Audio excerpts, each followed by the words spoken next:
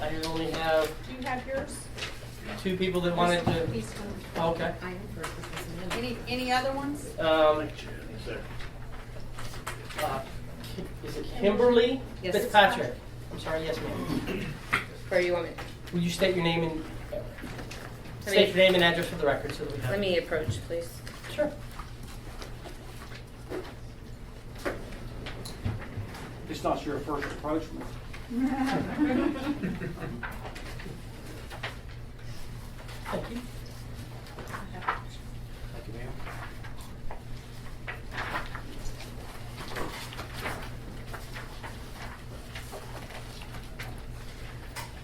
My name is Kimberly Fitzpatrick. I'm an attorney at Harris Cook Law Firm. My husband and I reside at 2806 Catherine Court in Heritage Estates.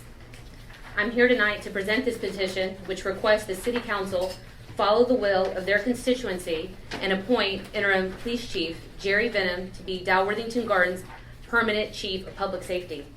I would like the council to note that we were able to obtain 173 signatures in support of this position, and since I've started working on it since Sunday. As the council is aware, Jerry Venom is highly qualified. He has been with DWG Police Department since 1985. Chief Venom has been an integral part of building DWG's Department of Public Safety. He graduated summa cum laude with a bachelor's degree in business.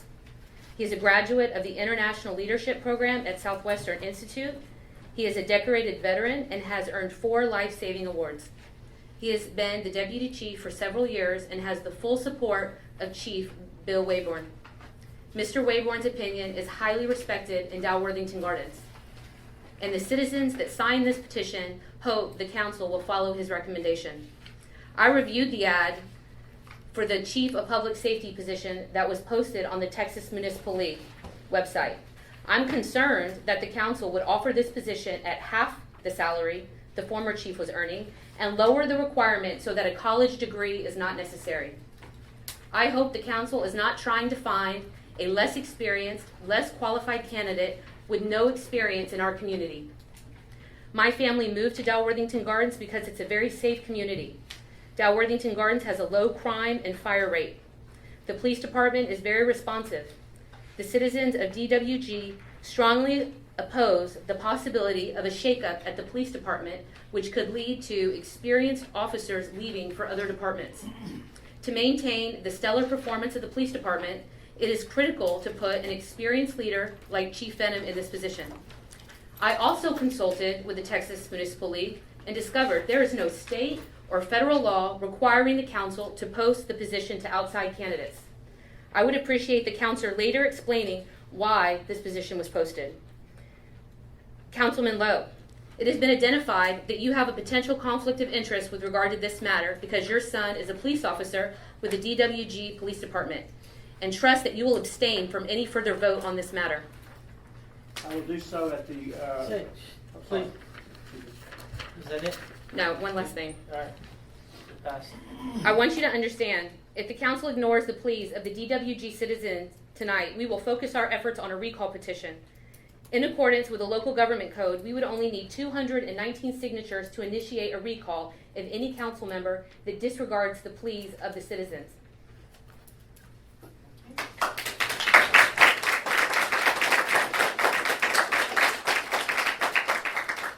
Paula Bohemi? It's Bamey. Amy, I'm sorry. My name is Paula Bamey. I live at 2705 Park Place Court. I retired 2 years ago and started coming to council meetings because I had always said that was something I wanted to do when I retired.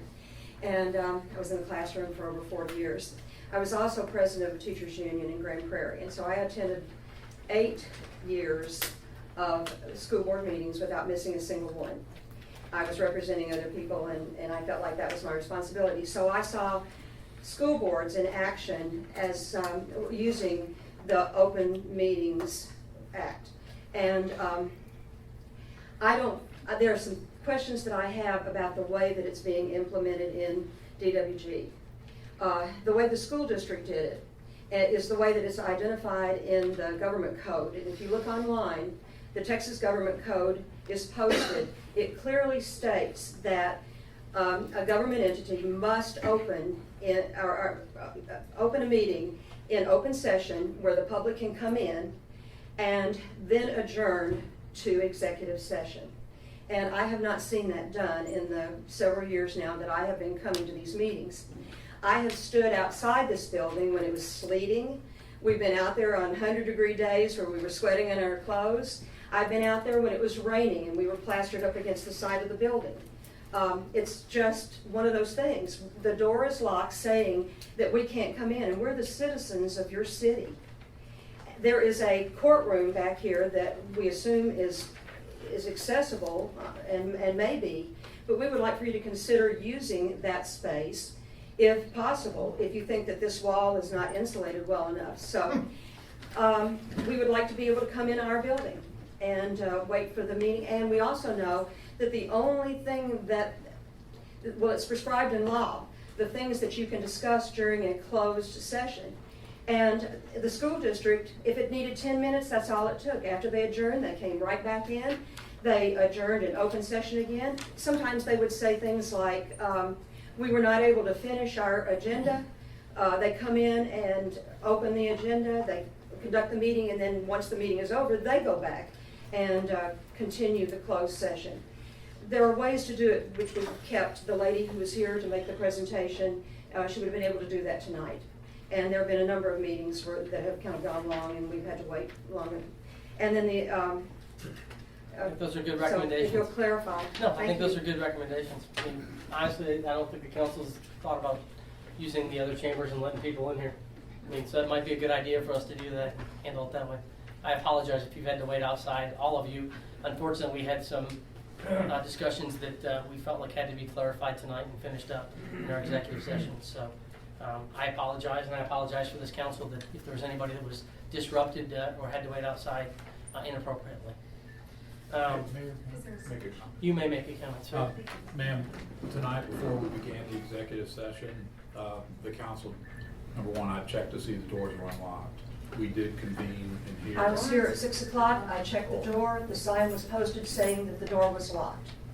I come every night at 6 o'clock, take a picture with my camera of the sign that's on the door, check the door, it's locked. Well, I apologize if the sign was put up too early, but I did check to see the door was unlocked. It was locked. Moving on, Bob Harvey.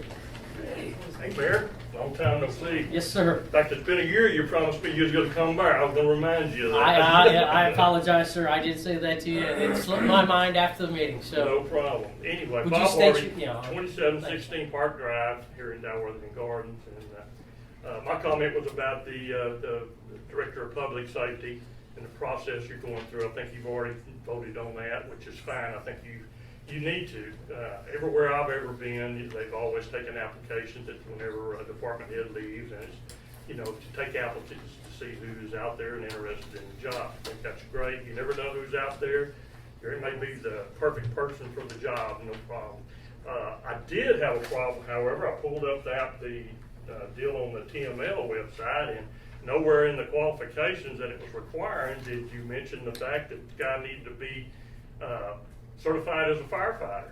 If he's overseeing the fire department, to me, you need somebody that's been in that position for at least 5 years, that just like a police officer has some experience, and they also need some experience on the fire side of it. And like I said, I've done this for 45 years, recently retired from it, and as a firefighter, it kind of offends me that the police department is running the fire department.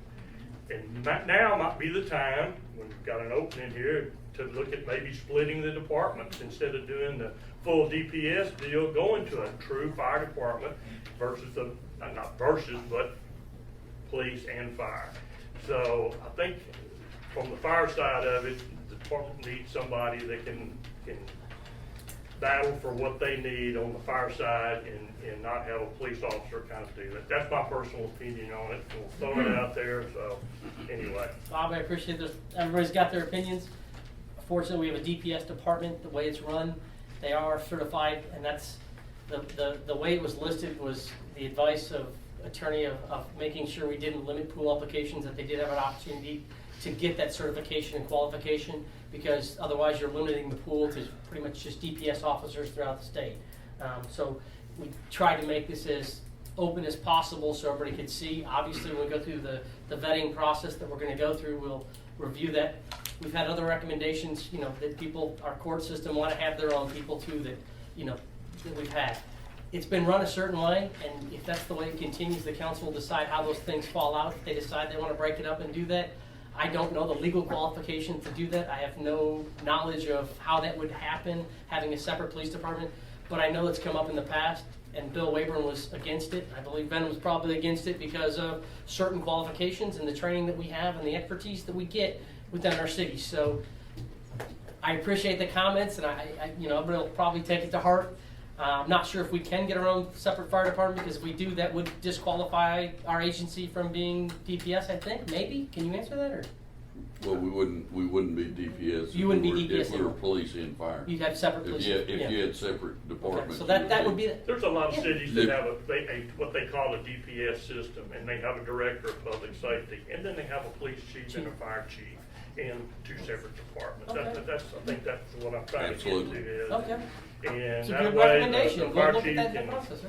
direct you and talk with the council on things that pertain directly to the fire department, and then the police chief would do the same for his department. Bob, we're just a small city trying to keep our salaries down. Save you some tax money.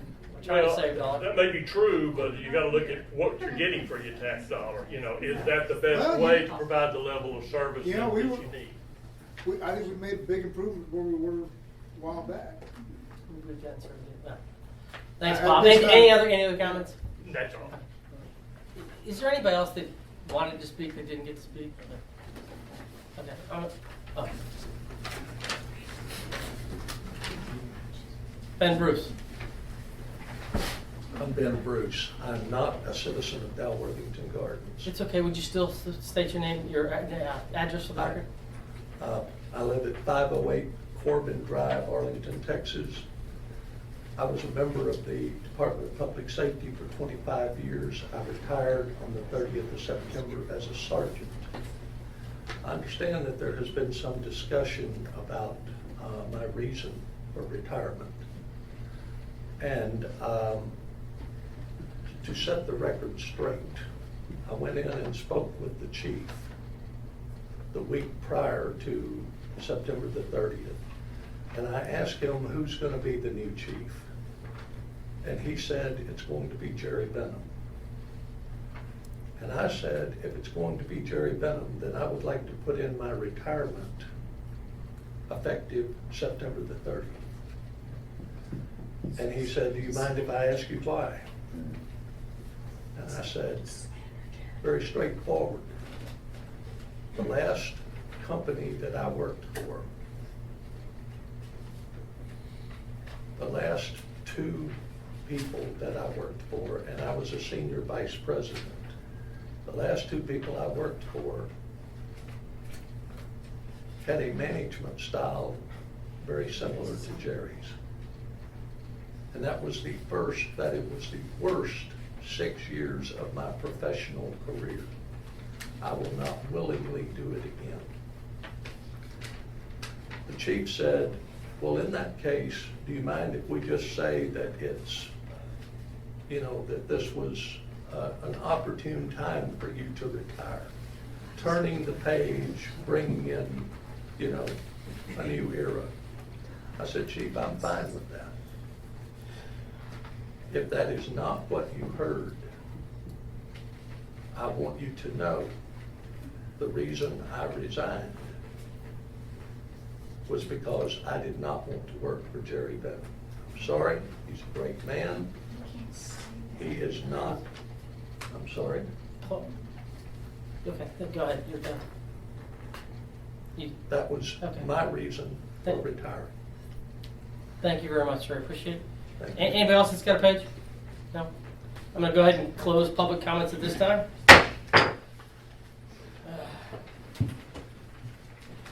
Moving on to mayor and council comments. Council, Ed, start down there at your end. Yeah, I got a couple of questions. Yes, sir. A couple of comments. One of them is a couple of questions from one. There's been a lot of, looking at the neighborhood website, a lot of discussion about water rates, and I think some misinformation. So Linda, help me with a couple of things here. what was our gallons billed in 2015 versus 14?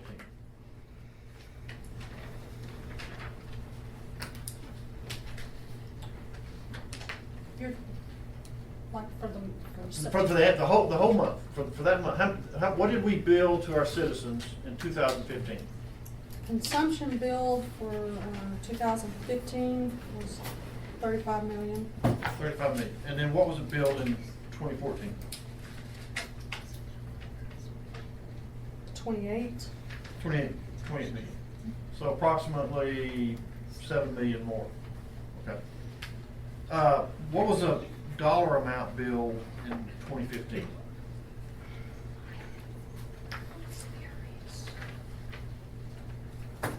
Was 125,000. And then what was the dollar amount billed in 2014? 94,000. Okay. What month? For September. Okay, you can say, so that's good. So it's this month to month.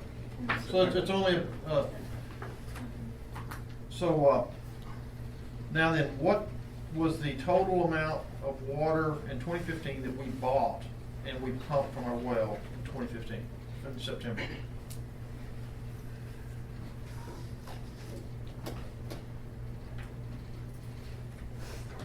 For 2015, 15. the readings, 37 million. 37. Okay, then what was it in 14? So that's compared to, and recognizing the days don't quite add up. I mean, we read our meters at the end of the month, and then the actual, it's not quite, but you know, we billed out 35 million, and we bought 37 million, and that's about a 94%, if I do my math right there. So that, and the accepted industry practice is that the difference between produced water and billed water is about 10%, so we're 5%. We're well within it. It's well within the industry level of accuracy. So the point I'm trying to make here is there's a lot of citizens have alleged that we cook the books and cook our metering just so we can raise money, and the fact is that's how much water we produce, and we're not trying to. We didn't just go out. How do we read our meters? About 70% of the meters are touch reads. You have to go up with a wand and. So they're electronically read. Right. And about the other 30% are manually read. So then what's the process after that? The ones that are manually read are entered into the meter readers, the actual, there's a little, I forget what you call it, but it's a meter device. And you enter in the address and you enter in the reading. If the manual reads are on, then they're already loaded. So what happens if all of a sudden there's one of those readings is way out of whack? We get a report that shows any abnormal readings. It looks at your account, averages it, and it says, oh, you're way out of whack. So what happens then? It throws you out when we go to the billing calculation. I can't go any further until I clear all the abnormals. Or if there's a no read, it won't go any further until I clear them. Then what do we do? We reread. Okay. And We put a work order out and reread for any abnormals or no reads. so we can't send out any water bills until every meter's been read and we've verified any abnormal meter readings. Okay. All right. Okay, that's that point. The other point, I want to clarify one more thing about our chief search. And this is my opinion. Others can have their own. But from my opinion is, there's no this is not about any lack of confidence in Chief Benham. It is going through the process that I think is a valid and transparent process that, quite frankly, I thought the citizens would be criticizing us if we didn't go through it. Because it's the right thing to do. It is nothing about our confidence or my confidence in Chief Benham. It's about what's the proper way of going through hiring the chief. Now that you know though, right, that we're not Ma'am, offended. ma'am. Okay. Yeah. Mr. Pecky, you have any?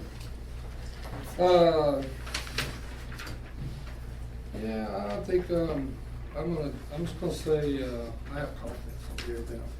I like Jerry Benham, I think he's done a good job, and I'm a supporter of Jerry Benham.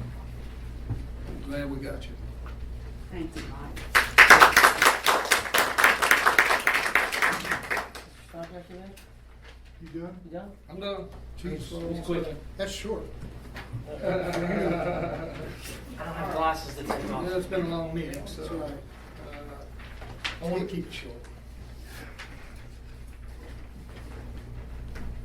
I've been on the council for 30 years, and I've always felt like I wanted to do this job where I left the city better than the day before. And sometimes the decisions that I've made, not everybody's agreed with, and that goes with the territory.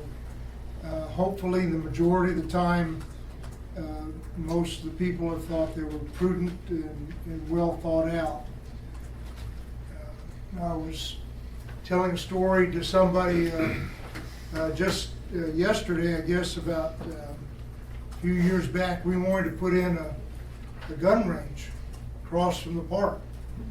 We thought that was a great idea. We thought it would save the city money, and we'd wind up making some money and be convenient for the citizens, for our police officers. And I never saw such an outturn. I mean, we were packed. So we had to rethink our position. And the past few weeks, to say the least, have been difficult for several people in the city. In all, citizens and people on the council and staff, and although they've been difficult, you coming here tonight has reaffirmed my faith in the citizens. You're concerned, you're informed, you're connected, and that's a good thing. We need input. I mean, we've never done this before. We've never had to replace a department head's position with an assistant standing in the wings. This is the first time. So, we may not get this process right, but I am confident we'll come out with a good decision. More in particular, there's no secret. I want Jerry Benham to be our chief. I think Jerry Benham deserves it. He has done an outstanding job. He's been tutored. He knows the city. He knows not only our procedures, he knows both fire and police in those procedures. He knows who to talk to. He knows the personnel. He knows how to do the job. If we had a police department that was in trouble, then that's one thing, but we don't. Jerry's a good man. I respect him more than, he's at the top of my list of the people I know. So, this is going to play out. I encourage you to stay informed, see what's going on, and like you said, you're certainly right. You have a right to hold people accountable if you don't like what they do. You have a right to hold me accountable. That's a citizen's right.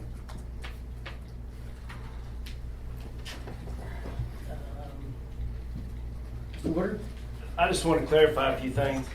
I'm kind of the newbie on the council, and it's been suggested that I just sit here and don't say much or don't bring up a lot of conversation about things.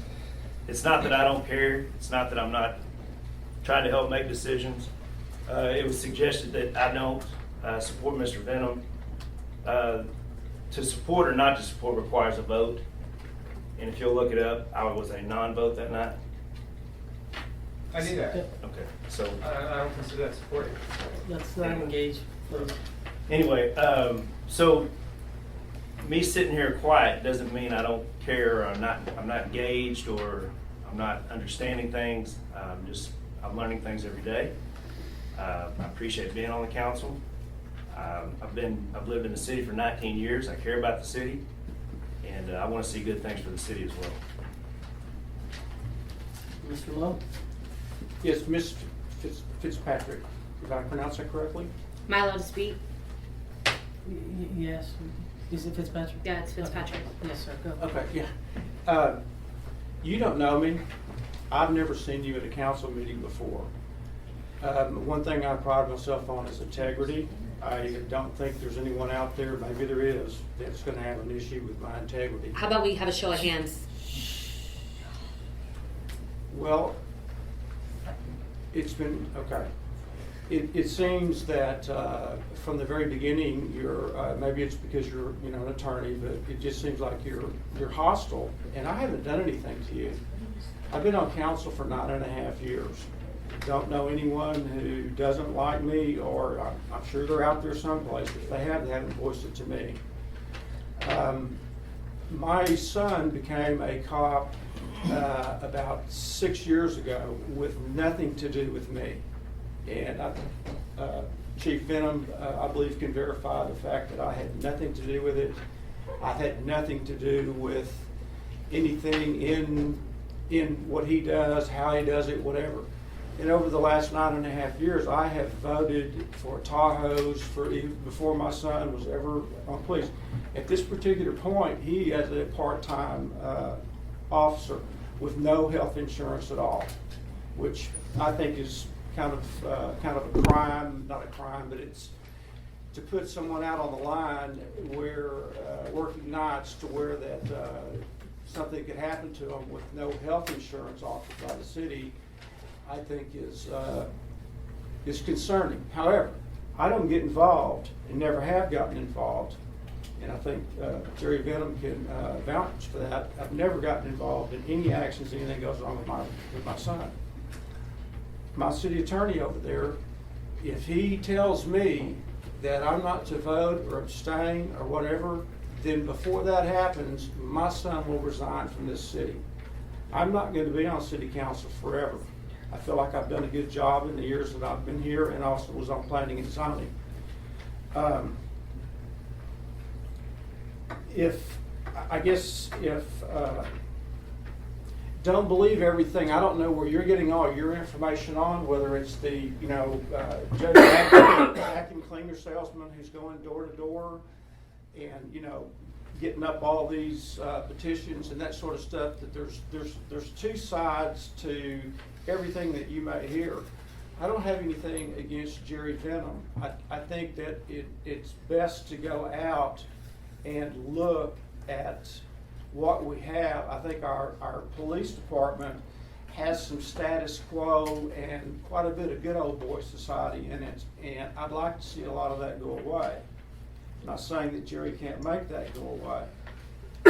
So, but again, when I look in your eyes, it's like you really, really, really don't like me, and you've never even met me. May I respond then? Because it's No, not that, no, that's no. completely unfair and disrespectful to Ma'am, me. please. That you're gonna let him talk to me like Please. that and not have a chance to respond. Can I, I don't think I was talking to you, not